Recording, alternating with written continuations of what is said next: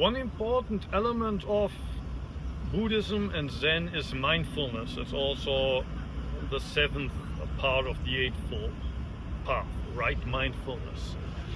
Being in the moment, being in everything that you do. So when you clean your room, you just clean it like that, but you're really in there, in the cleaning. When you sit, you're not just sitting in a kind of drowsy state, but you're completely mindful, aware. When you sit at work, you're working mindfully. That means you're doing exactly what you do. Your mind is not somewhere else. A lot of people have heard about mindfulness, they understand it's important, but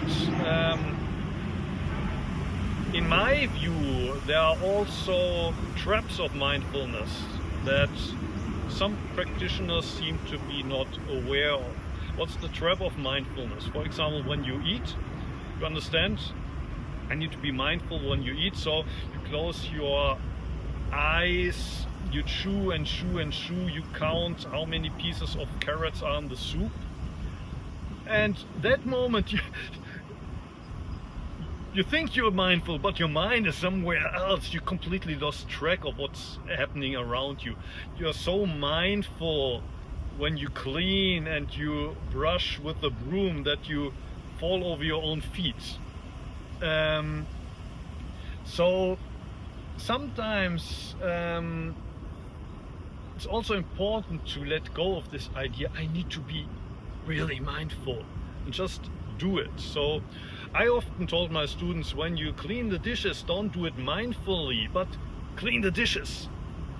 And the idea behind that is, if people try to clean the dishes mindfully, they do it with this idea that I have to do it somehow extra mindful. In that moment, you're not really cleaning them anymore. You're kind of observing yourself while you clean the dishes. So there's an extra you, kind of the observer somewhere up there.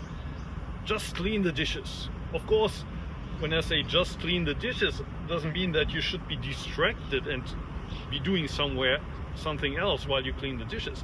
Clean them 100%, but even forget about this idea, I need to be mindful, I need to be mindful. Just do it. Just do whatever you do. Is the goal of that to be one with what you're doing? Because there's typically this sense of separateness, me here and the dishes there, and I am washing the dishes outside myself, but through that just doing it, there's a more of a oneness with what you're doing. You could say that doing things mindfully means to be one with what you do. But then, of course, some people might ask, how do I know when I'm one? And the answer is you don't know. You know when you're two. But if you're one and then you ask yourself, is this now this state of oneness? Then you're already out of there. So it would be another trap to think, I need to become one, I need to become one. You will never become one as long as you try. Forget about even this idea of becoming one or being one. Just do it. Just do it. In the moment you forget about all the stuff, you are one without knowing. Same about being a Buddha. The moment you become a Buddha, you don't know anything about Buddha. You've completely forgotten about Buddhahood or Buddha nature, enlightenment, nirvana, all of that disappears. The same with being one.